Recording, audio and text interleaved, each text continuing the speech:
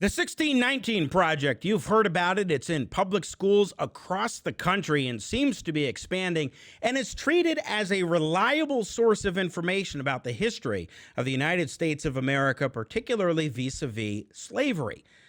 But to what extent is it accurate? And does it provide a meaningful point of discussion for America in the year 2021?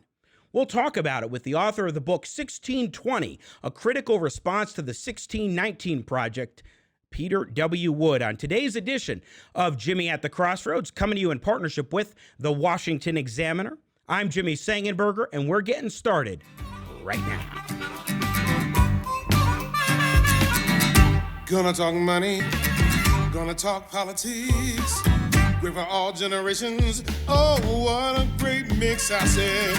Gonna talk money, gonna talk politics, great for all generations. Oh, what a great mix. I got Jimmy at the Crossroads, making sense out of nonsense. Come on, Jimmy, what you got?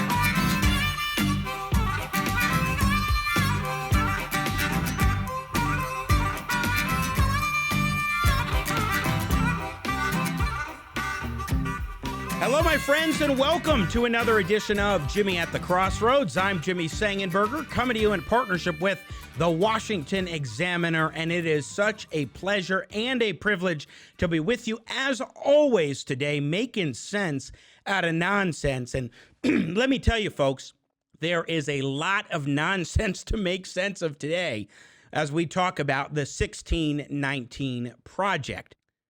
Thanks so much again for being a part of the program. Great to be with you today. And let me just say, as a reminder, that if you like our content, please like this video and share it. It is very important that we get this discussion spread about as much as we can. Also, please be sure to subscribe to the YouTube channel as well as the podcast, now available on Spotify, Google Podcasts, and Apple Podcasts. And of course, follow our friends at the Washington Examiner at washingtonexaminer.com.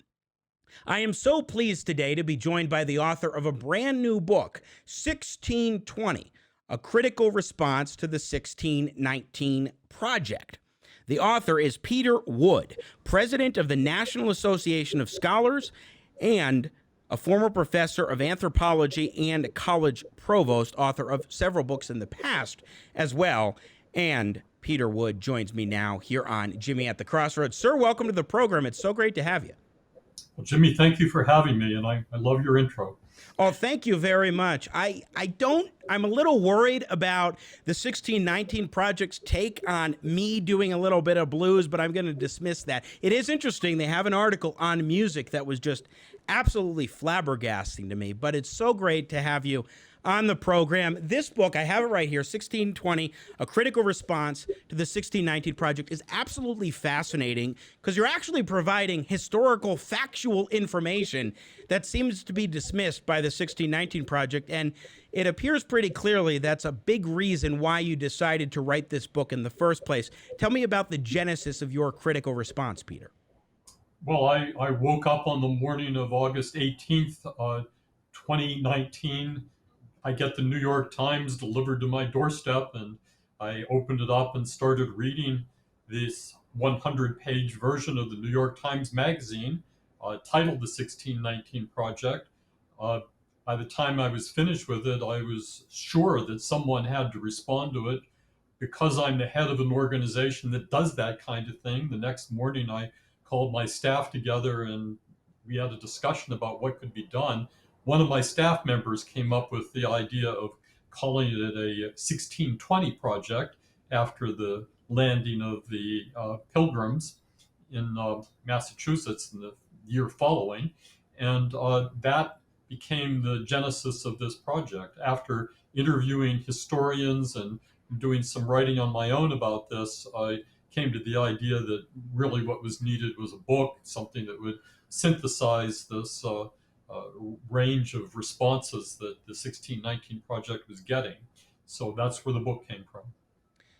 So when it comes to the year 1619, where does that even come from? Let's just start there because at least in theory, it's foundational to this project. Well, 1619 happens to be the year in which the first legislative body in America was created, the House of Burgesses in the colony of Jamestown, Virginia. And if you wanted to say it was an important year, it was an important year for that reason. But also that year, a British pirate ship, having raided a Spanish convoy in the Caribbean, bringing slaves from Angola to Mexico, captured some slaves, sold most of them in Bermuda, but then sailed north and ended up landing near Jamestown, where the pirates, having run out of food, traded their remaining 20-some slaves for provisions, and then they left. Jamestown at the time did not have a status for slaves. So when the captives got off the White Lion, the name of the pirate ship, and set foot on Virginia soil, they suddenly became indentured servants, which was not a happy thing to be, but a whole lot better than being a slave. And it meant that slavery didn't really begin in Virginia in 1619. Now, that's the first point of contention. The New York Times chose to call their project the 1619 Project because it asserts that at that moment in American history, white supremacy and black slavery began. Well, that just isn't true. And the actual fate of those people who got off the White Lion is rather interesting. They served their terms as indentured servants and then were set free. As free people, some of them became landowners, a few of them quite prosperous. Some of them intermarried with the white population. We know that one family brought a legal case against white neighbors and won in Virginia court, which is evidence that they enjoyed full legal rights in America. So what happened in 1619, very oddly, was not the beginning of white supremacy, but an early experiment in racial integration in what would one day become the United States. That's not the story the New York Times wants to tell. The lead author of this 1619 project, a journalist named Nicole Hannah-Jones, wants us to believe that at that point, the great immiseration of black people in America began and that this was terrible. Well, if you were a slave captured in Angola and brought across the Atlantic Ocean, you were very lucky if you were captured by the White Lion and brought to Virginia. The rest of those people probably died miserable deaths. The people brought to Virginia became free people and prosperous people. So there you have it. Very interesting historical context. We'll get back to that in a moment. I do want to play a clip of some early interviews when they were in 2019 promoting the 1619 Project from the New York Times with Nicole Hannah-Jones, where she was on both CBS News and PBS. I want to play this clip and then get your reaction. I mean, what's amazing about that is people are not arguing the facts. So what they're basically arguing is that we should only talk about certain facts. We should talk about the good part of Thomas Jefferson, but not about the fact that he was an enslaver. I'm saying that history is history, and we have to tell the truth. No, it's not delegitimizing, because the whole point of the article is that Black Americans have used those founding words to actually bring us closer to the democracy that the founders envisioned. And that is the most patriotic of things. The conceit of the magazine is that one of the things we hear all the time is, well, that was in the past. Why do you have to keep talking about the past? Well, one, I think the past is clearly instructive for how we are right now. But also, the conceit of the magazine is that you can look at all of these modern phenomena that you think are unrelated to slavery at all, and we were going to show you how they are. And so we have a story in there about traffic patterns. We have a story about why we're the only Western industrial country without universal health care, about why Americans consume so much sugar, about capitalism, about democracy. We're really trying to change the way that Americans are thinking, that this was just a problem of the past that we've resolved, and show that it isn't. What many people don't know, and I point this out in my essay, is that one of the reasons we even decide to become a nation in the first place is over the issue of slavery. And had we not had slavery, we might be Canada. That one of the reasons that the founders wanted to break off from Britain is they were afraid that Britain was going to begin regulating slavery and maybe even moving towards abolishment. And we were making so much money off of slavery that the founders wanted to be able to continue it. We're not taught that when we're taught about our origin stories.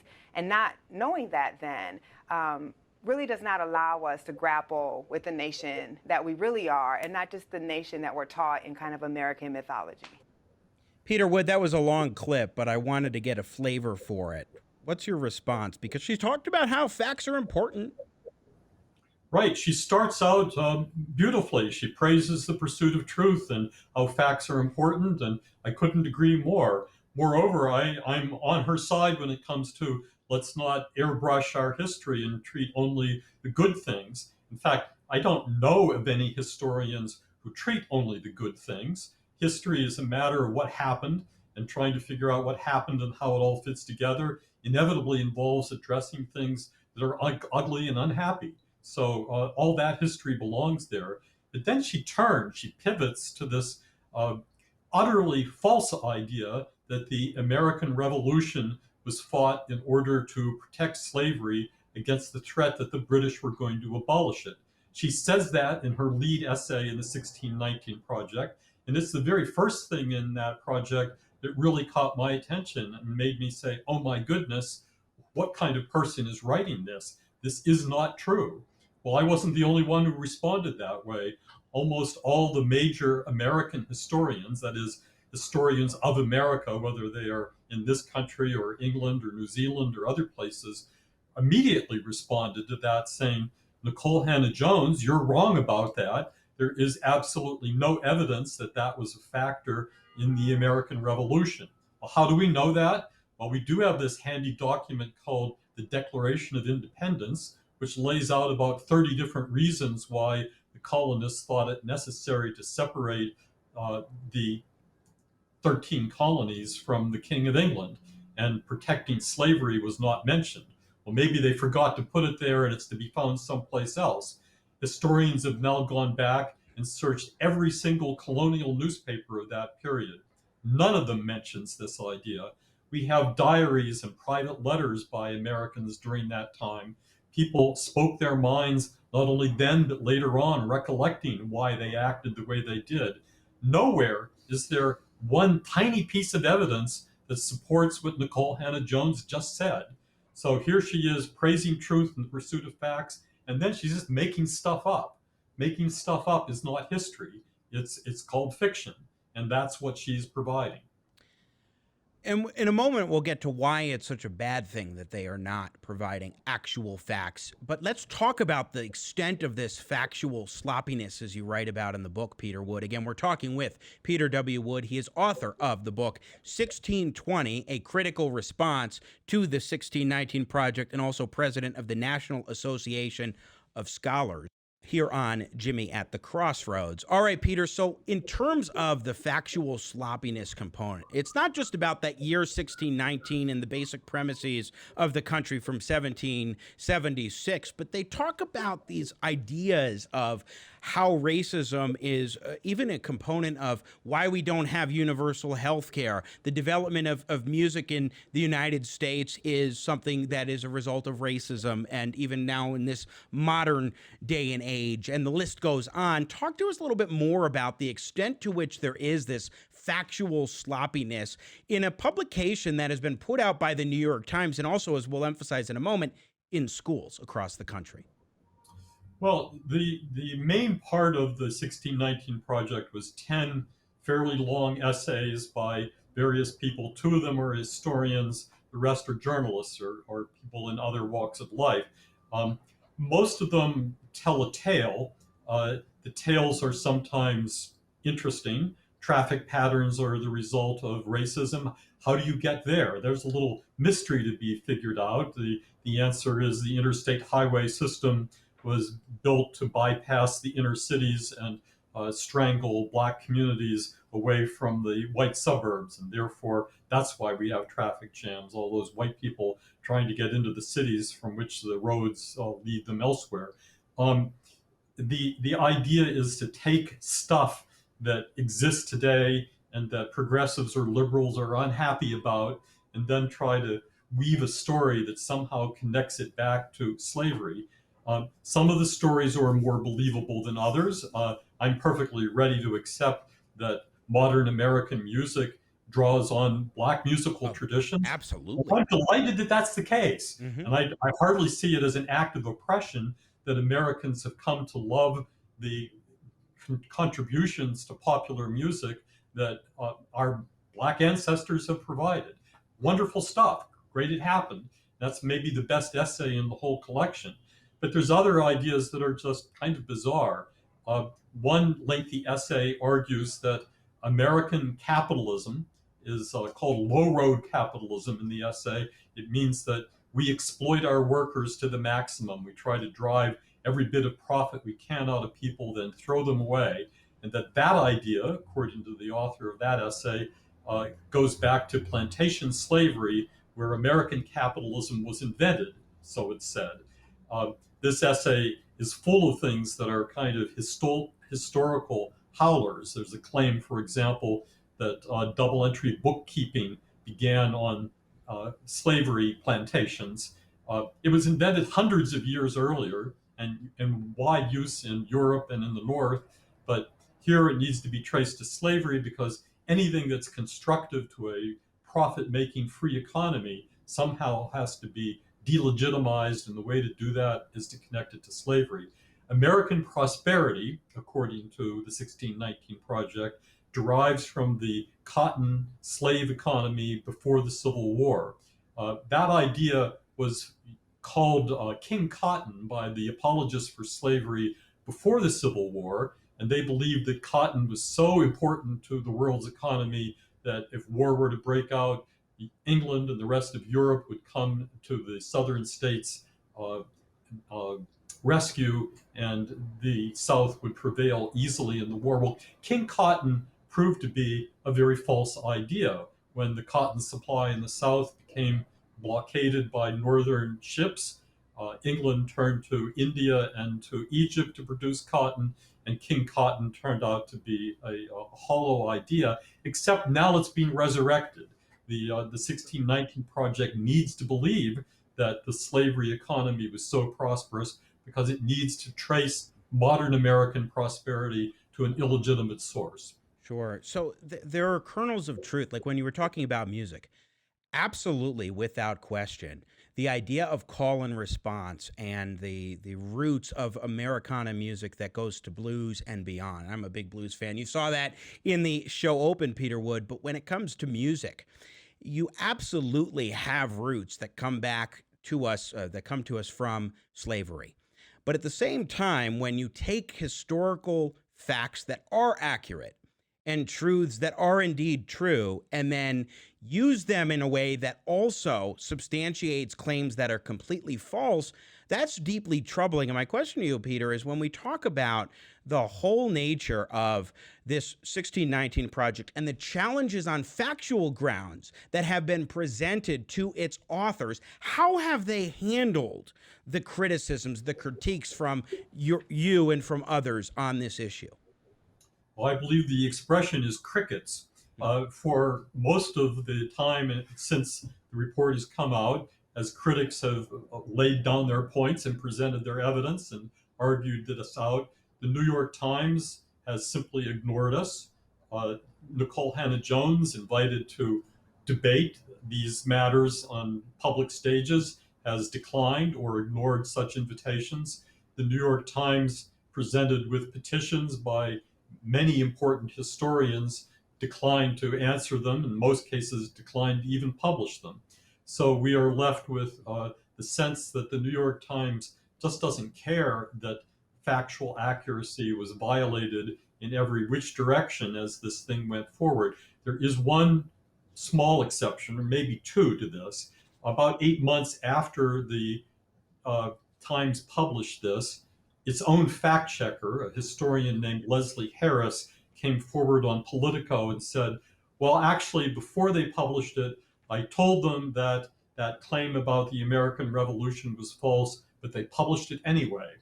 So at that point, the Times made its one correction. It went back into the report and changed it from the colonists rebelled because they wanted to protect slavery to some of the colonists rebelled because they wanted to protect slavery. Still not true, but it was a correction. Then in September of last year, President Trump, speaking at the National Archives, criticized the 1619 Project and said he was going to launch a 1776 commission instead. At that point, the Times went back to the 1619 digital version and started changing all sorts of things, afraid that they were finally going to be called out in a way that was going to be uncomfortable to them. They didn't acknowledge making these changes. This was stealth editing. One of the critics, a man named Phil Magnus, however, compared what the digital version was then saying to the original version and started noticing all these changes. So we do find that the Times is a little bit susceptible to criticism. It took a long time to get there, and they're still not honest about it. Peter Wood, I want to read a quick passage from the final chapter of your book, The Future, because one of the ways in which they've gone about defending the so-called scholarship of the 1619 Project has been by saying, well, fundamentally it gets it right. You sort of present this sensibility in a paraphrased framing of it. Never mind the exact details. We know America was a rough place where European settlers mistreated the native population, ravaged the environment, enslaved blacks, and put in place institutionalized inequality and oppression that continues to this day. So basically what they're saying is our fundamental point, the goal of the 1619 Project, is enough to justify the factual inaccuracies. Here's my biggest problem with that. That is, we are now seeing the growth of the 1619 Project curricula in American schools. And you cannot, Peter, and you know this as a scholar, you cannot teach young people that facts really aren't that much of an important factor to your writings or your scholarship if you get some fundamental kernel of truth right. That is deeply troubling, especially that we're in the schools and this kind of so-called scholarship is being presented to them as curriculum. Right, we're going to get to the truth by means of lies. That doesn't wash with very many people. The 1619 Project was launched from the beginning to be a curriculum. The last page of the original report is an announcement by the Pulitzer Center that it's being rolled out in the schools. They recruited thousands of teachers and then dozens of school districts to adopt it formally. They've been busy doing that ever since. About a month ago, they announced new fellowships, monetary rewards to teachers who agree to teach it and to recruit other teachers to teach it. So it is being taught in our nation's schools. And even if you don't think it's being taught in your own schools, your school board or your school administrators might not know because they've gone over the heads of the administrators directly to the teachers. This is very troubling. What we're doing is presenting to young people who are in no position to dispute this. You can't go to a student in primary school or even in high school and say, here's what happened, and expect that they're going to be able to cite other sources of authority or archival documents to say, no, it's not. Students tend to take at face value what those authorities in their lives, teachers, tell them is true. So we are basically brainwashing a generation to hate our country. Hate our country, why? Because unabashedly, for hundreds of years, it created misery for Black people, and the white people profited on that. White supremacy reigned. Now, to the extent that there are elements of truth in that, I want those to be told. Yes. Because if you tell this story as a fable that's made up of pieces that are blatantly not true, I don't want that told. Exactly. You and I are in absolute agreement that, first of all, slavery needs to be taught in schools. It is a horrid sin upon this country from the past, and we need people to be fully knowledgeable of what has happened in this country. But you have to make sure that you're actually, and I think this gets to your fundamental point, you have to make sure that you're actually teaching accurate and truthful information here. What the New York Times is teaching, it is a kind of interpretation, but it's an interpretation that licenses itself to lie, that it presents things that we just know are not true, and those are all in the same direction of exaggerating how bad things were, how bad they were at the beginning, how bad they were all along, and how the badness of slavery has poisoned American life ever since. Well, the legacy of slavery is not something that we're happy about for sure, but that it poisoned life ever since, I don't know. You can go back to the generation that gained its freedom from slavery and the generation raised after that, and you will find that Black Americans, although they suffered mightily under Jim Crow laws and stuff like that, they also learned to thrive. And they became a part of America that no one would say is indispensable. They have made their contributions as free people in our country, and that is to be prized. That's a story that needs to be told as well. And that gets suppressed here. What we're finding in the 1619 Project is not only things that didn't happen but are presented as having happened, but major things that did happen that aren't being told. The 1619 Project is a general erasure of the gains that Blacks made from Frederick Douglass on. This is a story that omits the achievements of many millions of Black Americans who did make an important mark in this country. Yeah, it creates a sense of victimhood that is the root of this entire project instead of actually educating people on the brutality of slavery and, yes, the legacy of slavery and of Jim Crow, but going off in these other directions that are making purely political points, like the idea that universal health care not being a thing in the United States of America is simply some sort of a result of the legacy of slavery and racism. And in reading that article that was presented on that topic, I was just absolutely stunned by the complete lack of a factual basis in real scholarship, other than telling one particular story about the first government program that was designed to help freedmen back in the late 1800s. Well, you can make a story out of anything if you're licensed to ignore the facts and you don't need real evidence to support it. And using anecdotes as a way to get to where you want to go is a form of propaganda. It's not really history telling. The New York Times presented this initial document as history. That was its word. It has now backed off from that. It now calls it narrative. Now, narrative, what that tells me is that we're in the realm of simply making stuff up. And unfortunately, that is not something that a newspaper should be able to do with impunity. As we wrap up here again, I'm talking with Peter W. Wood, author of this book, 1620, A Critical Response to the 1619 Project, which does include a lot of actual factual sources cited, and of course also delves deeply into the scholarship or lack thereof, as well as the actual scholarship that is available. Well, just a couple minutes left with you, and I'm curious as to what you think we can and should be doing in order to combat this. I mean, obviously you discussed how parents should become more aware of what's going on in their local school districts with their kids and so forth as far as the material that's being taught. But what can we do, big picture, in terms of action items? I know in your book, for example, you talk about Robert Woodson, the civil rights activist, and his approach to this, for example. Right.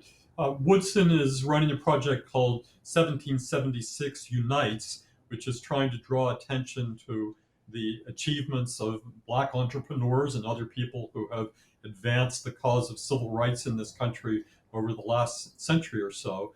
And I think that's a valuable contribution. When it comes to parents, the parents of today's school children are themselves people who've gone through our nation's schools, and I fear don't really know the history of our country very well. So one of the very first steps here is just to educate yourself.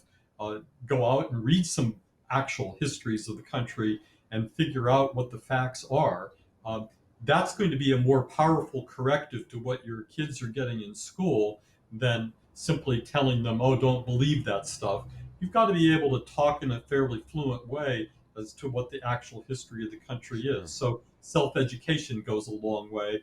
I think the other piece of this is to realize that our schools really are governed at the state and local level, not at the federal level. So while President Biden seems to be tilting towards treating the 1619 project as a good thing, we really need to focus on making sure that our states, our school districts, and our individual schools and teachers keep their eye on the ball here and that is we have a real story to tell of American history that includes everything, warts and all, but we cannot let this be turned into a creed of I hate America because we are white supremacists from the beginning and blacks have been nothing but passive victims of this scourge. Which leads me to one fundamental question as well. When we talk about this whole idea of how it's being taught in schools right now in terms of the 1619 Project, Peter Wood, how should we be teaching it? How should it be presented in the classroom in terms of slavery and the different aspects of American life that descend from that and what the facts really are? What do you think we should be covering? How should we approach it? Well, slavery has to be understood, first of all, as a nearly universal institution. It was in all of Europe and all the rest of the world at the very beginning of this country. And the slave trade across the Atlantic was run by the Spanish and Portuguese for a full 100 years before the British settlement of North America began. The impression given in the 1619 Project, and I fear many students now believe this, is that slavery was something that Americans invented. It's not. It's something that we inherited from the larger world. And as it happened, slavery in what became the United States was a tiny, tiny part of the slavery that existed in Latin America, Central America, and the Caribbean.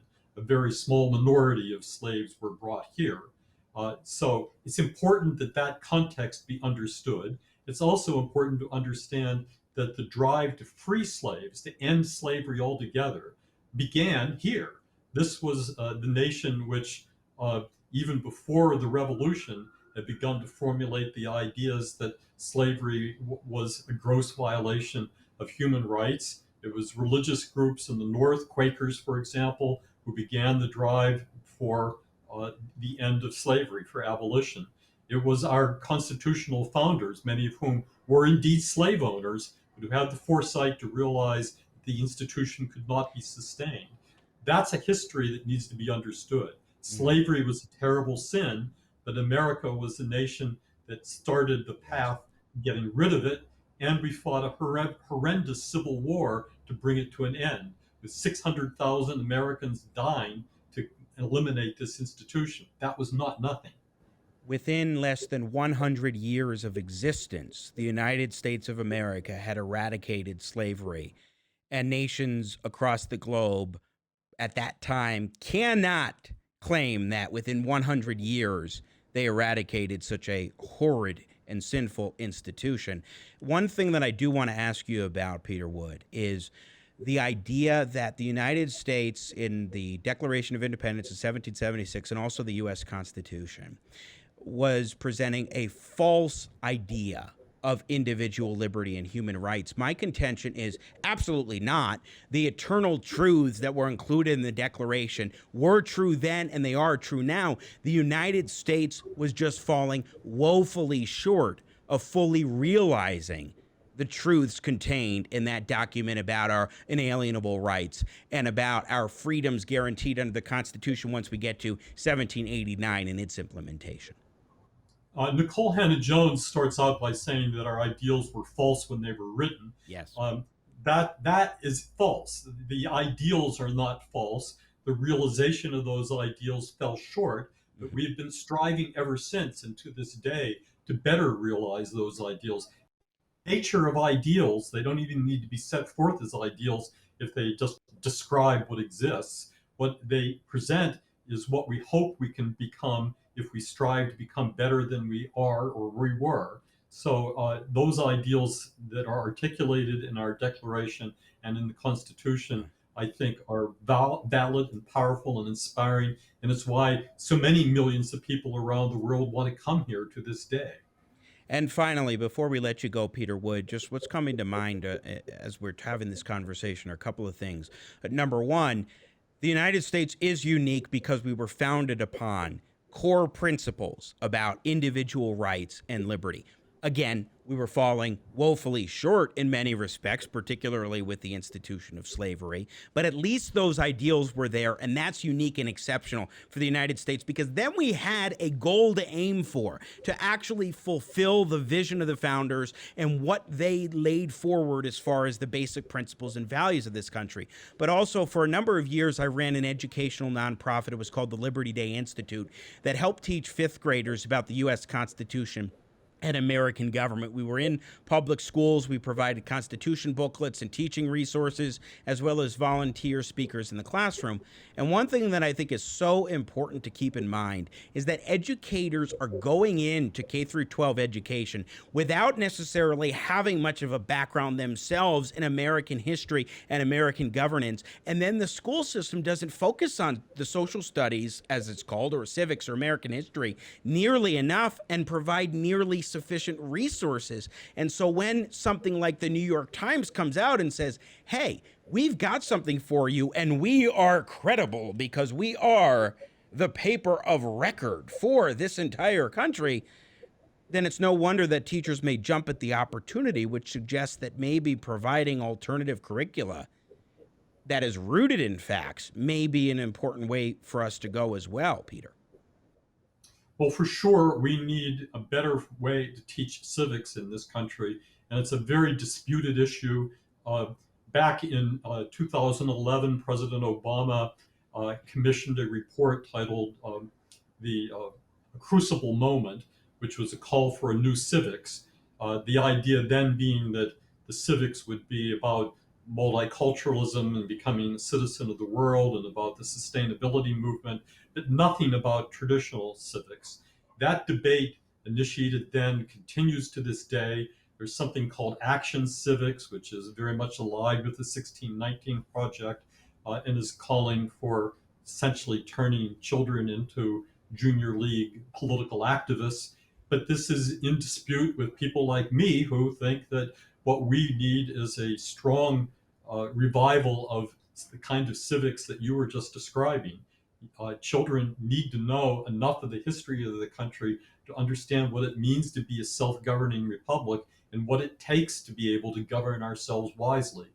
That's in danger of slipping away, and it's something we need to fight hard to get back. I think that is very well put and a great point to end on. Again, the book is 1620, A Critical Response to the 1619 Project. It is a fascinating and informative read. The author, our guest today here on Jimmy at the Crossroads, Peter W. Wood. Peter, thank you so much for taking the time to join us today. Best of luck with the book, and we really appreciate your insights. And thank you. Once again, Peter W. Wood joining us here on Jimmy at the Crossroads, coming to you in partnership with the Washington Examiner. Truly a very interesting and informative read indeed. In his book, 1620, A Critical Response to the 1619 Project. I highly recommend it because it really is, you can tell why he is president of the National Association of Scholars. Be sure to check out the book.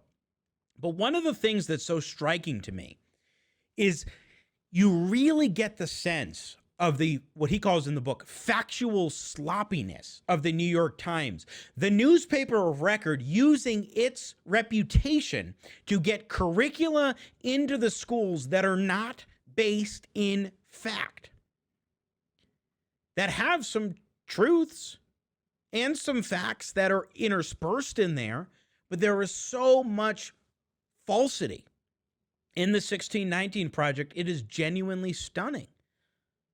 Now, again, as we talked about with Peter, you absolutely need to teach slavery and what horror it really was.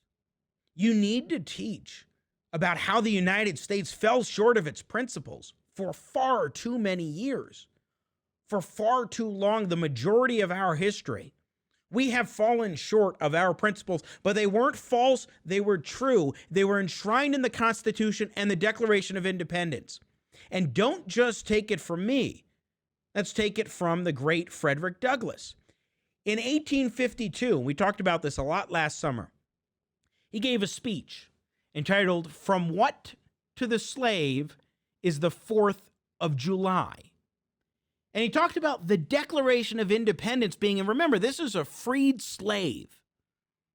and an abolitionist. And he wasn't too removed from slavery. The Declaration of Independence is the ring bolt to the chain of your nation's destiny. So indeed I regard it. The principles contained in that instrument are saving principles, not false principles. Notice he's not saying false principles. They are saving principles. Stand by those principles. Be true to them on all occasions, in all places, against all foes, and at whatever cost. Again, what Frederick Douglass is essentially saying in that passage, what Frederick Douglass is essentially saying is, yes, these are great principles in the Declaration, but you know what? You're not living up to them, America. And that's why he doesn't feel like he's part of the United States at this time in 1852, and understandably so. He vehemently believed in the saving principles of the United States of America and the Declaration of Independence. And also he defended the founders of this country. And then he goes on to talk about the Constitution of the United States. He says that the Constitution, interpreted as it ought to be interpreted, is a glorious liberty document. Read its preamble. Consider its purposes. Is slavery among them? Is it at the gateway? Or is it in the temple? It is neither. And this is in categorically saying that the Constitution is in no way pro-slavery. He says, there is no matter in respect to which the people of the North have allowed themselves to be ruinously imposed upon as that of the pro-slavery character of the Constitution. In that instrument, I hold that there is neither warrant, license, nor sanction of the hateful thing. And again, he says, interpreted as it ought to be interpreted, the Constitution is a glorious liberty document. And he says, points out why neither slavery, slaveholding, nor slave can be found anywhere in it. This is Frederick Douglass, who wrote his narrative of the life of Frederick Douglass, an American slave. He lived under the brutality of slavery. He was born into it. And yet, even at that time in 1852, speaking to a gathering of abolitionists, he specifically talks about how the United States Constitution and the Declaration of Independence are antithetical to slavery.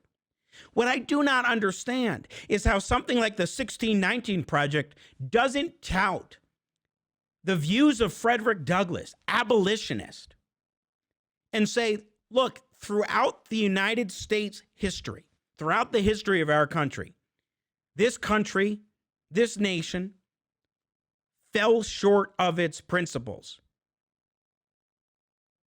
It treated human beings like chattel. It abused them. It denied them the fundamental rights that were promised in the founding of this country. That is accurate. That is true. That is based in fact. But it also acknowledges that the principles enshrined in these documents are not, as Nicole Hannah-Jones puts it, false principles. They are true principles. They are, again, in the words of Frederick Douglass, abolitionist and former American slave, liberated slave, saving principles. There is a right way to teach this that presents the sin and presents the horror of slavery and of Jim Crow, but not in the way that 1619 does it. The way to do it is through actual, factual instruction and a discussion about the values and principles upon which we were based and how the United States has constantly worked hard to improve and to realize those principles, even again, as Peter Wood mentioned, fighting a civil war over it. That is true, and that is a fuller picture. It is the accurate picture, and it is the one we need to be teaching in schools across the country today. That is it for us today here on Jimmy at the Crossroads. Once again, coming to you in partnership with the Washington Examiner.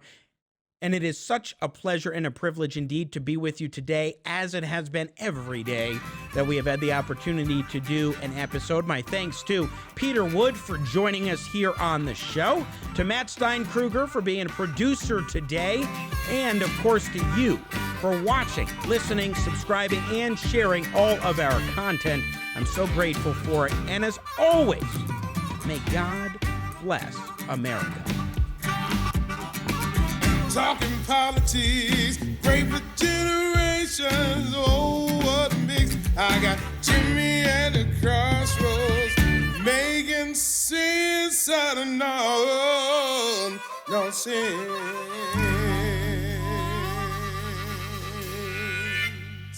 Yeah.